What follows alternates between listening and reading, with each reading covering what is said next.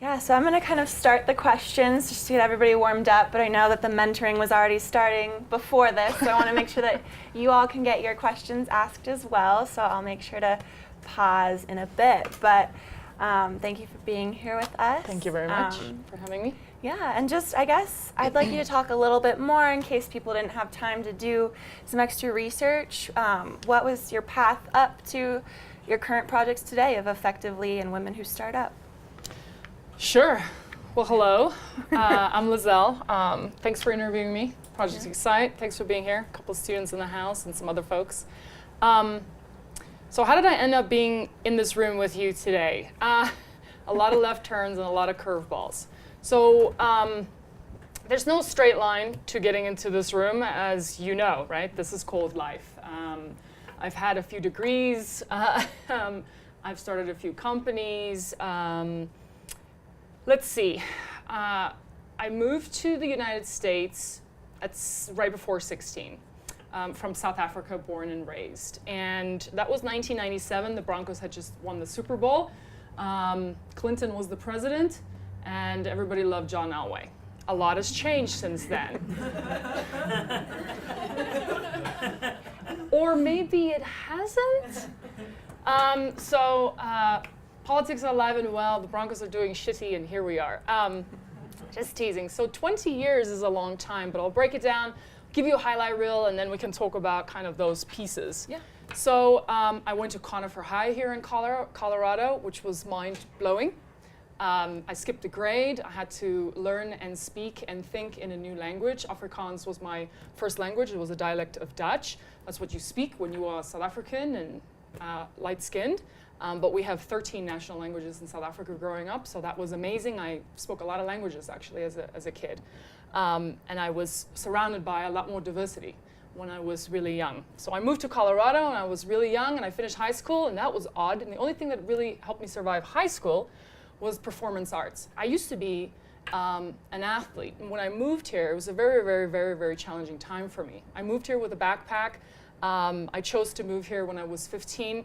I grew up in a pretty both embellishing and wealthy environment, but also a very challenging environment. So I left South Africa. I moved here to come live with my mom. They actually moved here because they sold the company. She sold the company to IBM. So entrepreneurship, I'm very fortunate, runs kind of in my DNA and in my family and stuff like that. But I moved here under really, really challenging circumstances at a very, very, very young age. So I survived 2 years of high school and immediately went to CU Boulder. And I studied performance arts and psychology. I was going to be a famous actor. I wanted to really understand the human brain and sociology. I wanted to understand why people work the way they work. Why? Why do we do the things we do? I still love that. I'm still fascinated by that, and it still serves me today exponentially. So after 1 year at CU Boulder, I thought I was going to lose my mind. I was sitting in these large auditoriums with like 400 or 500 people, and I was so alienated and so lonely, I wanted to come and crawl out of my skin. So I thought to myself, I hate this. I'm really unhappy. I love Boulder, but I'm really unhappy. So I was like, screw it, I'm gonna drop out. So I dropped out of my first year. I was barely 19, and I worked odd jobs. I was a professional DJ. I traveled the world. I worked crazy retail gigs. I did bad things. I partied like an animal. But I had a lot of fun during that year. And a year after this crazy embellishment of I'm just going to figure out who I am in this world and what the hell I'm supposed to do with myself, I was very unfamiliar yet with Denver. Denver was a very different time, even 15 years ago. Completely different ball game, our little city of Denver. And I walked downtown up to the Denver Art Museum, and across the street from the Denver Art Museum is the Art Institute of Colorado. And I thought it was another museum. They have a tiny student art gallery in the lobby. And I walked in there, and 3 weeks later, I was enrolled there. So three years went by, and I got my interactive media design degree from the Art Institute of Colorado. I loved it there. I was surrounded by creative people. I learned to code. I learned to produce anything on any type of media. I became a designer. I became a videographer. I became a motion graphics. I was a rookie. I really sucked at that. But I learned all sorts of really, really creative things. So I started to activate a different part of my brain. Got my Bachelor of Arts there in interactive media design. And I wasn't even done with that, and I enrolled into an MBA. During the Art Institute of Colorado, I got my first job. I was shy of 20, I was barely 19, so halfway through the Art Institute, I got my first job in technology.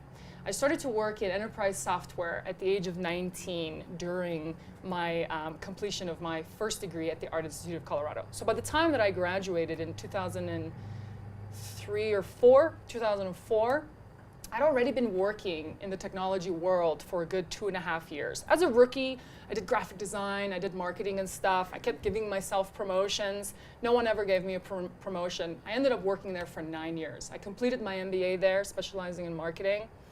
And 9 years of working in enterprise software. Software as a service before software as a service was a term.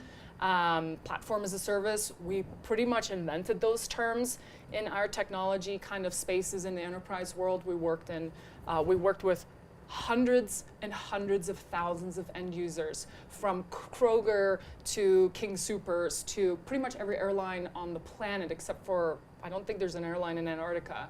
We were shipping software and mobile computing to all these people across the globe. So this was my introduction since a very young age. I would say, oh, I was lucky. I wasn't lucky. I worked really, really, really, really, really hard. You create your own luck, right? So that's a realness that I think I hear a lot of people say, I was so lucky to land that job. You know why I was lucky to land that job? Because there was a career fair that day, and there was only one paid internship out of 300. And I landed that because I went upstairs and I spent 4 hours working on a CD-ROM portfolio. I hadn't had one, but I went upstairs and I did it, and I was there at lunch and I got the gig. And at the end of the day, it was really coincidence, because I'm South African and the guy that was hiring was a Kiwi. He was from New Zealand, and we were talking about rugby for about 45 minutes. And so human connection should never be underestimated when it comes to opportunity. If you can connect with someone on a real human level, then that's really opportunity and possibility. So it was an eclectic road to today, right? As you can tell, there's some education there, there's a lot of real world stuff, as I assume everyone here can attest to.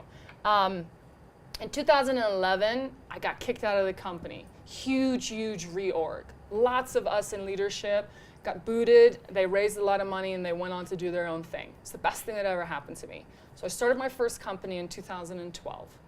And I realized that every room I was walking into, doesn't matter what the room was, in technology, in business, in entrepreneurship, any room I would walk into, I was one of very few women. And that was just about 6 years ago. And I wanted to change that. That has been the trajectory of Women Who Start Up, which is now becoming a global organization focused on rapid accelerating female entrepreneurs and innovators. While I was building businesses for myself and for other people, I started to really create this platform for women to engage, to network, to learn, to build out their access to opportunity, to success. And we're 6 years in with Women Who Start Up, and next year is going to be really remarkable. We have what's called these base camps, which are monthly events, now in Denver, Boulder, Colorado Springs. We're launching in Fort Collins. We're launching at every galvanized campus across the United States by the end of next year. So we'll be in Seattle, San Francisco, Austin, Texas, New York City. So it's a big undertaking, but it's really exciting. We're planting a flag in every city to say that women are entrepreneurs, they want rapid acceleration, they want a network that gives them access to resources and capital, great team members, opportunity, etc. So we're doing that actively. I saw an opportunity, I saw something that I think is really painful in startup communities and business communities, which is to put women into the spotlight so we can hear their stories, and to put women in an opportunity of success, which is resources, which is money, which is jobs, which is opportunity, which is education, right? So there's a lot there, so we can break it down. Yeah. Good? Definitely. Good? Yeah, You're still with me? I think that was a great background. I'm with you. Good. I care about that. Yes, I'm following. I was lucky enough to go to one of your more recent events at Denver Startup Week that had about 600, 700 women in one room, and I thought that was pretty remarkable. How do you think you've gotten to that point, and why do you think it's grown this big? I think people are just scared of me. Honestly, they're like, if I don't show up, I'm gonna be knee deep in shit with Lizelle. You know, I am nothing of the norm, and I have had a long time living with myself. I'm 35 now. It's taken me a long time to really love myself for that, to respect that about myself. I always wanted to fit in. The reason Women Who Startup is successful is because I give you nothing what you expect. I give you nothing of the norm. If you go to meetups in Denver, Colorado, they're much the same. There are some cool ones, don't get me wrong. There's lots of amazing people that share amazing stuff at a lot of these events. But if you come to a Women Who Startup event, it's pretty immersive. I like to leave everything out on the stage, as I like to say, and I've always been like this. I've been like this since I was really, really young. So I give people my energy. When you give people your energy, good or bad, they don't forget you. When you give people your energy, good or bad, you give them more than 99% of people they come in contact with do. So Women Who Start Up took a life of its own during the second year of Denver Startup Week, which was 2013, September. And I initially coined an event called Women in Tech. And then 3 weeks before Denver Startup Week occurred, holy shit, the National Center for Women in Technology has an event called Women in Tech. Lizelle, you have to change the name of your event. And I was like, cool, I love those people. I'll change my name. I'm nobody. I got you. I respect these people, no worries. So I took a couple of hours and I went for a walk and I was like, what do I call this? What do I call this? And I was like, Women Who Start Up. Like, Women Who Start Up. This is about women, this is about entrepreneurship, and entrepreneurship covers a lot of ground. You know, you could be interested in. So anyway, I coined this event called Women Who Start Up during 2013 Denver Startup Week, and like 300 people showed up then. And then like the next year, like I think like 400 people showed up. And then like the next year, like 500 people showed up. And then we started seeing that, you know, we just had our 5th year, which you attended here at the end of September. And I think, I don't know, we had like, I don't know, maybe 1,100 RSVPs. And Denver Startup Week, you have to calculate attrition to a maximum, so usually it's like 50%. But I think we did have maybe 600 or 650 people in the room. And I attribute that to authenticity. I give you authenticity. I inspire our guests and our speakers and the founders and those that come and give their time for free, which isn't free, right? When we give our time, it's tremendous. But I tell them that if there's one person in the room today who's this close to giving up on themselves as a human being, or this close to giving up on themselves as a technologist, or this close to giving up on themselves as an entrepreneur, I need you to know that there is likely one of those people in the room when you are presenting. I need you to reach them. I don't know if we're gonna know who they are, but I need you to reach them. So that's how I get up on stage every time I get up on stage. There's likely a person in the room who is having a tough time or doesn't have access to resources or just needed that motivation or inspiration or aspiration or know-how or holy shit, I've been looking for this all my life. That is what I've been seeking. I think that attributes, that authenticity, that lack of the norm, that refreshing, holy cow, there is vibrancy, there's a heartbeat here, there is energy here, and I need to be a part of this, I think continues to be a magnet for extraordinary people. I cannot seem to stop having them show up. So, and that's why in 2018, we're really changing what we're doing with Women Who Startup Summit, and it's going to become bigger. I can't talk about that yet.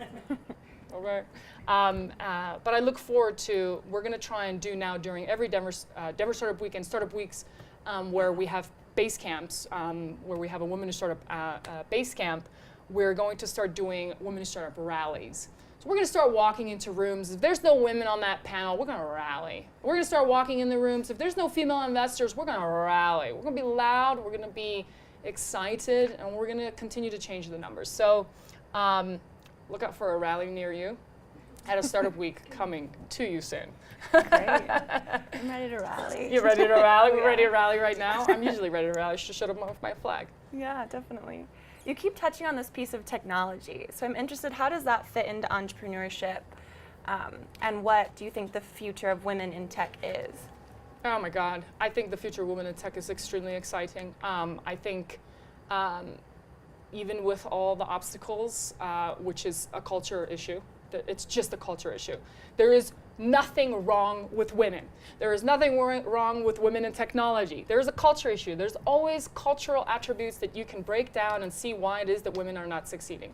When we build communities, ecosystems, platforms for education, like we're in right now, that empowers everybody to be their best, to learn, and to fail as frequently as possible so that we can accelerate what it feels like as a human being to try new things, even if it means that it doesn't always work out. And we move beyond like being so shit scared of screwing up.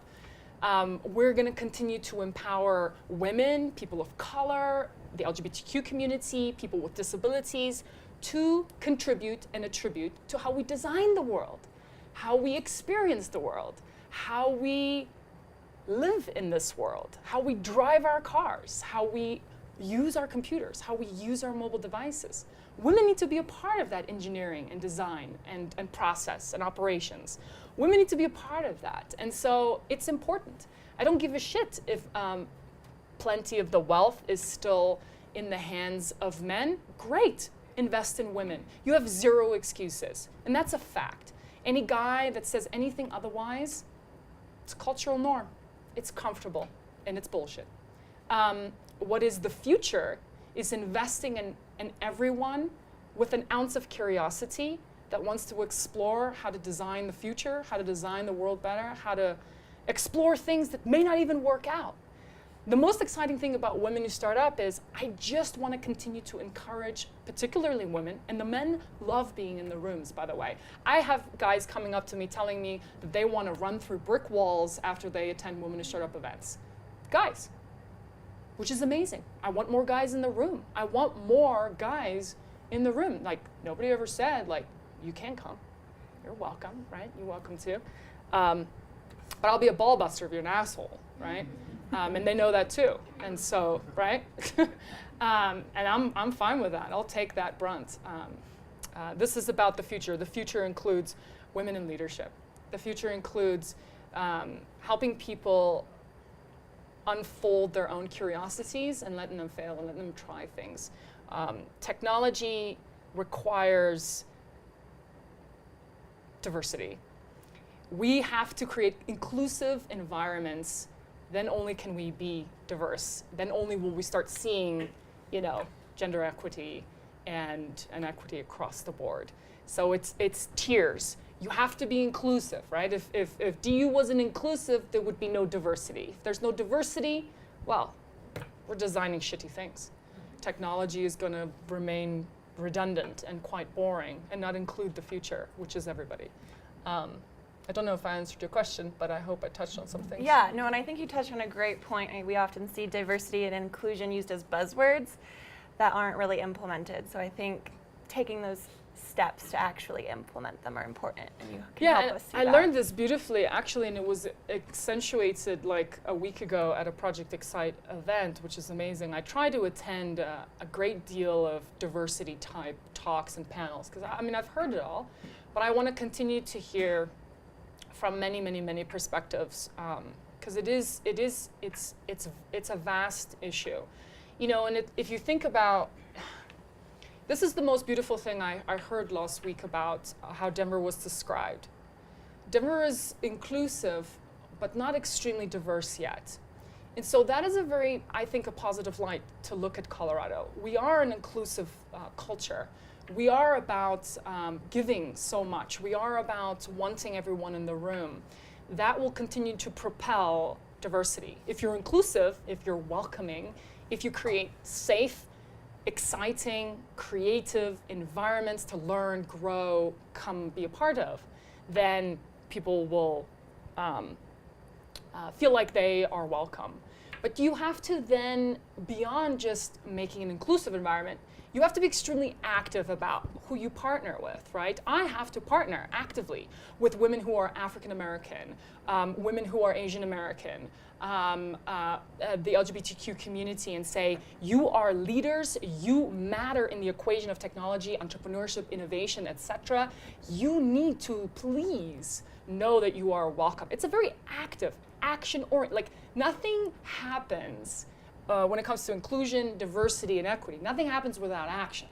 In fact, nothing in life happens without action. This is where people fall short. They want things, they crave things, they're excited about things, but they don't do anything about it. And so anyone in any type of leadership role or opportunity, and that's everyone. Everyone can be a leader when it comes to being inclusive and diversity and creating gender equity, gender parity. Everyone can be a leader. Everyone can stand up to someone that says, oh, you're a chick, you can't build anything substantial. You can say, out of line, out of context, completely false. Bye, Felicia. You don't have to do the last bit, I usually do. Stick with the first part.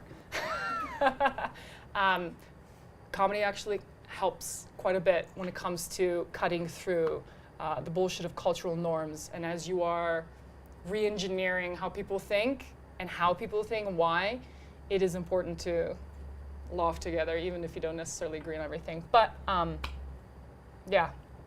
Definitely, thank you. Yeah, sure. Taking a step back, I know we have some MBA students in the room, some undergrads, some alumni. How do you think that starting a business can start at the university level? Because I know you started your first business while you were an MBA student, and how do you balance that? God, this is a tough one. Because usually people ask me, should I get an MBA? And I say no. And I have one, right? And I think education is still critically important, and so let me explain. I think it is beyond important that as a student, you utilize the resources given to you to start all sorts of crazy stuff. Start all sorts of interesting things. Play with things, break things, launch things, ship things, talk to people who are doing it out there. I know that this university is starting to do so many extraordinary things about trying to get you in front of people who are actually building in the world. So I think education today is more important than ever. I think it's extremely difficult for all people to have access to education. So if you're sitting in this room, you are fortunate, and you should know it. I don't care how hard it was to get into this room, I get it. It was fucking hard for me to get in this room. It was. And it was probably hard for many of you to get in this room. But now you're here. You gotta do something with it. Most of our planet is not educated. This is a part of our cultural norms. This is a part of why people believe in crazy things, like women being second-class citizens, and people of color not being very smart or awkward, or all sorts of really, really, really silly, unfortunate things. It's because there's a lack of education that they have the fortune of getting. So if you're fortunate enough to be in this room, if you're fortunate enough to have education, then you better do something with it. You better lead. It's about action. We just don't get to have excuses. I have 3 degrees, well, 2.5 under my belt. I never take that for granted. Even though I believe I have learned a great deal more from starting almost 6 companies now in my young life so far than I did in my MBA, and it's probably because of that one teacher, and I'll tell you about her. And it always boils down to our instructors. Take the best from them, they're humans too, remember that, always. We're in a time where education in this country is not as accessible, I think, as a lot of people assume. It's exceedingly expensive. Everyone is crippled by student loan debt, unless you are of greater fortune, which is wonderful. Then I think you owe, nobody anything, but you are granted even more an opportunity to be a leader of sorts, right? So I think it's easy to be a student and to think like, I'll get to like the big stuff, down the road. I think you can get to the big stuff now. I think you can launch some really exciting things now. I've met so many students now that are side hustling like, badasses, and it is extraordinarily encouraging to see. I think it's so important to see. So I started my first company, which they made you do, during my MBA program. You had to start your company, right? You have to write your thesis on it. You have to actually start it. It's not just a thesis. You have to actually start your business. And it was great. I had something to fall to, because when I, left the corporate world, I was like, okay, well, I'm going to do this full time. So let's do this. I think if you can learn by doing and not just learn by learning while you're a student, I think you are far better off than the person that's just learning by learning, just reading the textbooks and just going to classes and stuff like that. And it's already inundating. I know that already requires so much of your time and attention and energy. But at the end of the day, business entrepreneurship is about work. It's about action. It's about working your ass off. Not everyone's built for that load. I promise you, not everyone is. And there's different ranges of business. There's being a freelancer, there's being a coach, there's being a consultant, there's working for yourself. Remember, when you start a company, you don't work for yourself. You don't ever really work for yourself, right? That is a fallacy. You're always working for a customer. You're always working for a stakeholder. You're always trying to put bread on your own table and your stakeholders. So I think a lot of those things come with experience. The faster you can experience the realities of business, if you're interested in business. And there's invention, right? There's also computer science students and stuff. Like it's like creating things of experience, whatever that may be. A new skateboard, a new bicycle, a new computer, a new gadget, a new mobile device, a new screen that I can experience content on, whatever. I don't care. Just build some shit.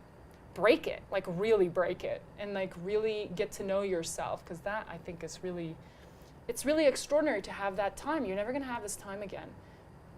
After college, you have to grow up, and the world forces your ass to grow up, and you're gonna have to eat it every day. You're gonna have to eat your own row. You're gonna have to eat it when a customer says you suck and you have to do better. You're gonna have to eat it when you don't know how to pay the bills. You're gonna have to eat it when you're like, holy shit, I may have failed at this company. I may have failed. Who prepared me for this? Well, if you can fail at some shit now, you're not gonna be so overwhelmed with, what if I fail? Because it's miserable. And you go through a grieving process. I failed at a lot of stuff that I've launched. They were all heartbreaking, because when you put so much of yourself into it, God damn, it sucks. But that's okay. The more you do it, the better you get, the more you learn. It's just about self-awareness and stuff like that, Yeah. So, while MBA students, make it count, do the work, hustle harder, party later. You know what I mean? But, like myself, at a young age, I was like, I don't want to do this right now. Like, be realistic. You'll figure it out. You'll survive. You'll figure it out. Go your own course. I think about authenticity, like getting to know yourself, I think is like a vital thing. You get to figure out what it is that makes you want to immerse yourself into a particular line of work. Or not. Thank you. Yeah, I have tons more questions, but I want to open it up to you all to see if you have any burning questions as of yet. Mm-hmm. So, with women who start up, are you seeing a lot of older women for the first time, finally wanting to try something, but maybe afraid of failure, afraid of losing money, later in life, and the stakes just seem a little higher? And I'm just wondering how you encourage. What am I learning from that? Yeah. Yeah, so I love that question. Ageism is a serious thing, and I love when I can look at a room and there's an 18-year-old and a 40-year-old and a 65-year-old in the room, because boy, can we do some things together, because there's wisdom, there's gumption and naivete, and boy, can we do some things together collectively. So I meet a lot of people. I meet a lot of people who are in their late 40s and experiencing their first or second divorce, and they're starting their lives over. And out of necessity, they have to start a company. I meet a lot of people who just lost a loved one or a sibling to whatever reason, and they're starting a company out of that. I meet a lot of people who, for the first time after a 40, 50-year career, have always wanted to do something since they were very, very young, and now things have really changed. And these are the words I hear from more seasoned women, and I love that. They teach us so much about humility and how to stand strong and tall and how to take it like a woman, and so many like remarkable things that I learned, that we all learned collectively from women our senior. What they learned from the youngins is, yes, now is the time, and there is no technical barrier to entry for you to innovate. There are social norms, because I do know of an immense amount of women that are in their 50s and 60s and raising money for the first time, and I know for a fact the shit that they're experiencing. They're experiencing much the same than a 20-year-old. So if you're not inexperienced, you're too experienced, and blah de blah de blah. The cool thing is that I say, now is the time. We are alive. We have an opportunity today to do the things that we have always aspired to do. We have technology accessible. I can launch a business literally overnight. I can launch something overnight. We could sit in this room today and we could launch 10 companies. We could have a website up, we could start marketing it, we could do an MVP, we could throw together a type form and get a sales strategy together. Like, we can do anything. For women, our senior, they want to, they're a magnet right now for all this fast moving technology stuff. Like, holy cow, can't quite keep up. And that's fine. Like, nobody can keep up. Nobody should try to keep up. But it's more accessible today than ever to launch pretty much any type of online business, digital business. Hardware is difficult, inventing things are difficult, by design they're difficult, and we need to make that easier. We need to make platforms more accessible where we can go and we can invent. I may not be an engineer, but I want to see a better bra done. I want to go into environments where engineers are excited about taking that idea and going for it, right? So amazing things happen when everyone is in the room. A 70-year-old person today, a 70-year-old woman today, could come up with the next cool thing. I believe that when we're in the right environments, we spark our creativity. We fuel what's possible. Do you know what I'm saying? And so if the narrative is just, well, it's, confined in these little boxes, then nobody's being creative. So I say, whoever you are, wherever in the world you are, if you're not in environments that are sparking your creativity, where after an event you feel so inspired that you're going home and you're jotting down crazy notes and dots are starting to connect for you, then you need to change your environments. And I think Denver is fortunate that it's growing, and there are lots of environments for you to extract lots of things. It's still young, we're still figuring stuff out. I think in the next 10 years, we're gonna see such an eclectic, emergence of art and engineering and technology and design and you name it. But it's up to us as people to show up, to extract things, to connect our dots, and to take some action, or try something.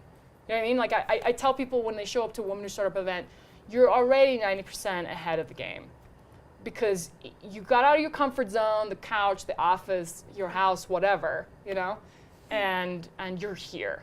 You're here, and it may be uncomfortable, and you have to meet new people, and you got to ask tough questions, and you're going to hear things that are intimidating maybe, and you haven't tried before. That's okay. I mean, what else are we doing here, right? Like, let's get uncomfortable a little bit, and let's try some new stuff. Long answer to a short question. Any other questions? Yeah.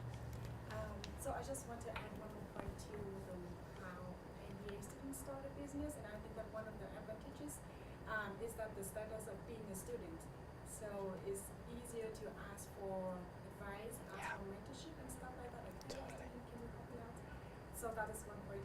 And my question is, because you talk about you've been through different kind of startups, like 6 startups or something, and definitely at some point you were in the middle of the road, like, should I keep up or should I start or should I just keep going? And what did you do to help you make the decision that you made? Yeah, so first point, amazing point. As an MBA student or as a student, you have access to ask for lots of help and resources, and usually for free. And the cool thing about Colorado is that doesn't stop after graduation, by the way. This place is like free. We really try to make knowledge and information accessible. So, but it's a wonderful point. Please squeeze every ounce of, I'm a student, I need this, I need advice, I need an introduction, I need this, I need whatever. Like, do that. That is why you're paying big bucks to be here. Well, somebody's paying big bucks for you to be here. So, you know, so please do, like, squeeze that. The second part, you know, the only reason I've ever walked away from a startup is because of the people. And so let's talk about the people. Ideas are a dime a dozen. I have millions of ideas. I have an Evernote of years and years of ideas. If I think about an idea for like longer than a year, I give it more meat, and if I cannot stop thinking about it, that's something I start tinkering on, etc. So ideas are a dime a dozen. The process of startup is, remember, that's a phase. So starting up is a phase where I'm taking an idea, I'm validating it in the marketplace, and I'm figuring out is there a scalable and repeatable business model associated with this idea, this concept, this thing. And that's startup mode. And startup mode can take you years, by the way. It can take you a month, or it can take you 10 years. It just depends what you're working on and how fast you're going and the resources that you have and the cash that you have to get out of startup mode and into, oh, this is a business. There's a product or a service. It's serving a market. The market is responding. There's commerce, right? So I am giving X activewear. I have physical goods for active people. The cost is $99 a shirt. Wow, I went there. The cost is $79 a shirt, and people are responding. The market's responding. Oh, I had 100 sales this week. Holy shit, I'm onto something. That's validation. There's something real. You put people, resources, sales, marketing, operations behind that. Now you got a business, and you have to sustain that. And then it turns into management, right? Managing sales, managing operations, managing profit, management. I don't like that stuff. That's different stuff. I'm a real startup entrepreneur. I am that person in that first 5 years because how my brain works, how fast I move. I am just more of a perfect specimen in those crazy first few years. I really don't care about the 15 years down the road where everyone's managing things and kind of innovating. Nothing wrong with that. It's really important to sustaining business models, but that's not who I am. So you get to know that about yourself when you try a lot of types of businesses, right? People. So people. No startup succeeds in isolation by yourself. No investor will invest in you. The likelihood of that is like a 99.99%. If you're a single founder, you're likely going to have an extremely challenging time to convince an investor to invest in your invention or innovation. And that's just because it's really, really, really hard. It's really, really hard to build a successful company. Maybe more than ever, because the competition in any given marketplace is just really, really, really overwhelming because it's now so easy to start a company. Like, we could do it overnight. So the only time I ever left, and which is every time I've ever left, is because of either a co-founder conflict. It was never about the money. It was never about the product. It was never about the idea. I always had to love the idea. I always had to really, really, really have confidence that the market would respond well to the idea, the product, the service, the whatever. So those are, I don't want to say easy stuff. Those are tangible controllable, work your ass off towards functions of business. People are really challenging to change. So if you and I start a company and we don't know each other very well and we haven't maybe climbed a mountain together and reached out to each other's hands and like helped each other climb up a rock, and we hadn't had difficult experiences that we have had to deal with together as two human beings, and we trust each other, right? Trust is everything. It's a real requirement in business, and most things in life, by the way. But in business particularly, you really have to trust the people that you're building a company with, because the guarantee of it getting really challenging is 100%. 100%. It will get challenging. It will become demeaning at times. It will beat you down. It will mess with your head. You will question your abilities. You will doubt that you can do it. That's every day in startup mode. And sometimes that could be for 3 years, 4 years, and you're always tight on cash. So people go, why in the world would you do such a thing to yourself? Well, entrepreneurship chooses you. You just are. You are entrepreneurial by nature, by spirit, by design. You are built for the load. That's the best way I can put it. Then to surround yourself with people that can sustain and staff your weaknesses, that's what success is really about. So you're great at X, whatever that is. You suck at something else. To be vulnerable and to trust another human being, to fill that weakness, but not to make you feel like shit about it, but to trust that they know what you are great at and you trust what they are great at. That can take years. People struggle to get that in their personal relationships over 10 years of marriage. So a lot of people, you'll see a lot of co-founders meet each other. Yeah, we met the other day at the bar and we're gonna build the next Facebook. And I go, yeah, no, you're not. I just know. I mean, it's like 1 in a million. But most of the time, the human connection is a critical component of success of a business. You can take people out of the equation. That's cool. Like, you're not a nonprofit. Nonprofits are hard. You can't really kick people off your board. I mean, you can. But a for-profit is actually just as challenging to get rid of people, but it's accessible. You can always say, thank you very much. We gave this a real college try, and I can't have you on the team anymore. So the people you build a business with really, really matter. And that really starts with you, especially if you're the founder, the original founder, or the acting CEO in a startup or in a business. Culture starts with you. It starts with +2, +3, +4, +5, and sustaining that is really challenging. Product is easy.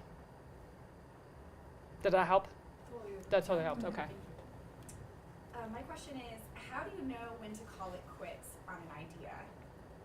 Does it have to be completely dead in the water, or just kind of costing you the opportunity to move on to the next idea? How do you know when to kind of make that transition? So I love the question. Knowing when to rest and knowing when to quit is one of the most important things I talk about in entrepreneurship. Figuring out what works takes a long time. You reach a time where it's too long. But that could also just be a delusion of, I'm just exhausted. Exhausted is usually the feeling that you feel in business or in entrepreneurship anyway, especially in startup mode. I don't remember the last time I wasn't exhausted. I cannot tell you the last time I wasn't exhausted. And people who know me, they know. I'm more edgy than usual. I can have extreme edgy, we're just not like sipping margaritas and like really relaxed. No matter how much I walk and run and meditate and all that stuff, like, you're exhausted. It's a grind. I would say that the power of numbers. So there's a really, really quick way for you to determine if something is working or not, or if you're doing the right things to determine if something is working or not. Exhibit A. If you're trying to launch a new service or product, there's likely a value that you're giving to the market in exchange for a dollar amount. So let's say, can you give me context? Is it a product or a service? Is it an invention? Is it a book? It's a service. Okay. Software as a service, like technology service, or service like I give a service like a consultant? No, it's software perfect. So let's just, product is the concept, software as a service, so subscription model, right? Okay. So how long have you been working on this? A year. Okay, perfect. This is really good. So at a year, I want to know if I've at least onboarded 1,000 customers. Whether they're retained is one thing. And maybe that's completely out of left field. Maybe your mark has been 100. Maybe in that year, your goal has been my MVP, my minimum viable product, needs to at least sustain the signups, the onboarding of 100 customers. We're not talking about retention yet. We're not talking about retaining them. Nope, just signups, right? If I get 100 signups in this first year, that's my mark. If you have or have not met that, that's a first check mark. I haven't fucking reached 100 customers. It's been 1 year. Something's wrong. What do I tweak? What do I iterate on? I mean, iteration is everything. In the first year, if you haven't reached 100 signups, something's wrong. In the first year, if you have reached 100 signups, but you only have retained 1%, something's wrong. So there's real tangible numbers in validation. Validation is everything in year 1, year 2, year 3. You need to be figuring out what value am I giving that is getting signups and retaining a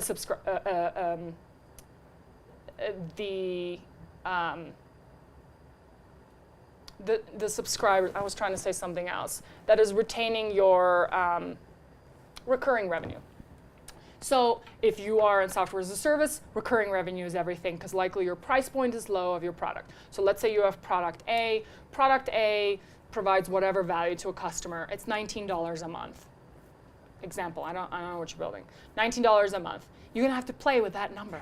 That could take you a year, by the way. The science, the art, the magic of the right subscription dollar for the value that your customer is retaining.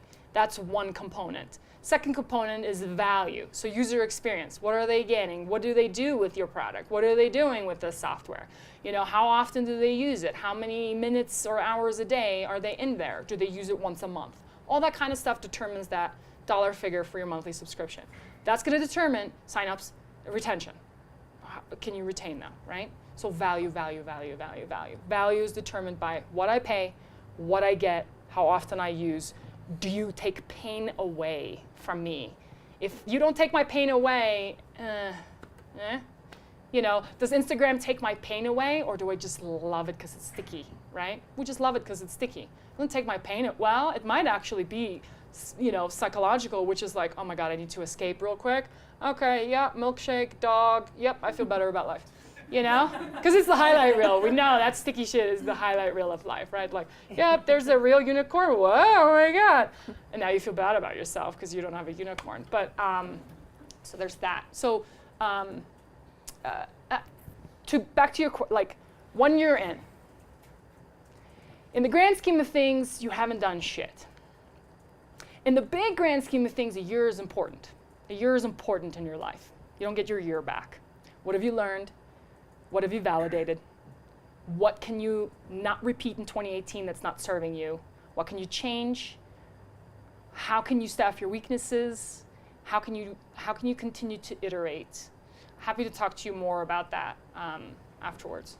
Okay, great, thank you. I think this is our last question. Okay, great. And then one more, Quick, You go. guys can stay. You guys can Yeah, stay we can and stay, talk. we can stay. Great energy. Thank you so much. Thank so you. many questions, but I think I'll stick with time as an asset, and right, as an entrepreneur, you have so many ideas, but then you have to focus on what you do best and what your team does best, and how to leverage your time wisely. Any advice on that? So I'm a single mom, 2 kids. Yeah. So, yeah, you have no and time. I have a business, and I also work for a nonprofit, and I try to do many things, and I have many ideas, but I have to stick with what I have. I can do in 24 hours. I try to wake up at 5:30, work out, and then get on with the day. But if I don't work out and if I don't meditate, the day doesn't go well either. Well, and nobody, and then yeah. with time, as you're talking about ability to rest, like, because I'm also like in that like 100 miles per hour, and I'm okay with it, but sometimes people around not so much. And then, so how do you rest? Like, I really can't sit too long to watch TV. Annoys me. Yeah, so a lot of great stuff in there. One, you're like the Wonder Woman of the world. I think you are the perfect example of many women, and I think people underestimate, many women carrying that much responsibility. You got kids, you're a single mom, you work for the nonprofit world, you're obviously a good person, maybe type A, go, hungry for life, want to do better, want to do bigger things. So the interesting thing about rest, I don't think it has to be a non-physical action. I think rest means go take a hike and don't look at a screen 45 minutes. I think rest means, for me, I walk a lot throughout the day. So it's actually a physical action, but it's very, very stimulating in a different way, so that you can release some, bad chemicals, and you can make some space for your brain to remind yourself what the heck why you're doing all these things, why you're doing 20 million things. The more you can create those type of even activities to break away, if that's at all possible. Your morning routine sounds like that's already something corporate for you, which is that sustains your wellness, that gives you some space and time for you to focus on you. I know a lot of people write things down in a journal. It's the most old school kind of a thing, and it sounds like another to-do, right? It's another action. It takes up more time. The interesting thing is, I'm going to go back to ideas are a dime a dozen. If you're fixated on a particular idea, do something with it. Appreciate that it can take up to a year for you to substantiate anything about that idea. Validation can take a long time, especially depending on how much time you have to put towards it. I met this woman during Emerging Women Live, which is an incredible platform for women in learning and all sorts of really cool things. Anyway, I met this woman, Tararai Trent. Oopsie daisy. And I'll just leave that. I highly recommend you go read or get Audible Tararai Trent. She just wrote this book called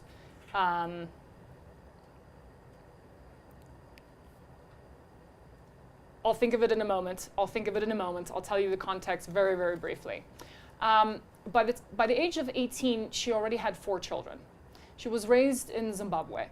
And this was not willingly, having 4 children by the age of 18. Cultural norms, these are things that are out of your control, depending on sometimes where you're born. But she made a promise by writing down all the goals that she wanted to achieve in her life on a piece of cloth. And like her mother advised her, she buried it several feet in the ground. And then she promised herself that one day she's going to get all those goals achieved. 1 was to get an education. 2 was to build schools in Zimbabwe. It took her 45 years to do that. It took her 7 years to get her high school diploma. Somehow she hid the money that she was saving from her husband, who was extremely abusive. And she saved enough money to buy a plane ticket to the United States. And when she got here, she hustled like the woman hustler that she is. End of story. She met Oprah Winfrey by chance. Oprah Winfrey was her first $1.5 million investor to start building schools in Zimbabwe. She went back 15 or 20 years after she buried that piece of cloth in the dirt, and has 7 kids now, and checked every one of those things off. The reason I'm telling you this story, it was one of the most life-altering stories I've ever heard, and I'm born and raised in South Africa. I have a deep connection with these amazing women in South Africa and surrounding countries like Zimbabwe and Mozambique, etc. But if you underestimate how long it could take for you to measure up to your abilities, we're always cutting ourselves short. You know what I'm saying? Always. We always feel like we might be behind. Yeah, and I think that's women. We always Jesus, why haven't I climbed Kilimanjaro yet, or Everest? Why haven't I saved up both my kids' college, education degree fund? All these things. It's so much pressure. And the crazy thing about that is what it takes to build a successful company, that hustle, that tenacity, that drive, that gumption, that fuel. But you have to understand that you also have to make a million right decisions. And that's really challenging. So the best thing you can do is to start figuring out just the one thing, which is what idea have I obsessed about for long enough that I should give an hour a day to? And then start working on that. And then start documenting over a year, what are you validating? Is there really something there, you know? Because it's not like you can drop everything. You can't just like be like, kids, want to build a business, take care of yourself, which is, you know, it's one option, one avenue. But so think about that. I think we always think that we're out of time and we aren't guaranteed tomorrow, but things do take time. Things that matter do take time. Think about Tara Trent. I'm going to think about that name of the book. The Awakened Woman. The Awakened Woman. Thank you. The Awakened Woman. If you want to be reminded of the time it takes to achieve great things under profound circumstances, you'll remind yourself that you are fortunate, that you can do this, but you need to focus on something. Write down that list and bury it in the dirt. Whether that's in your phone, whether that's in your journal, give yourself something to go and achieve. We all have a million ideas. This is where we kill ourselves. And we don't do anything with any of them, and then we get really, really nasty with ourselves in our heads. You haven't done any of them, right? Right?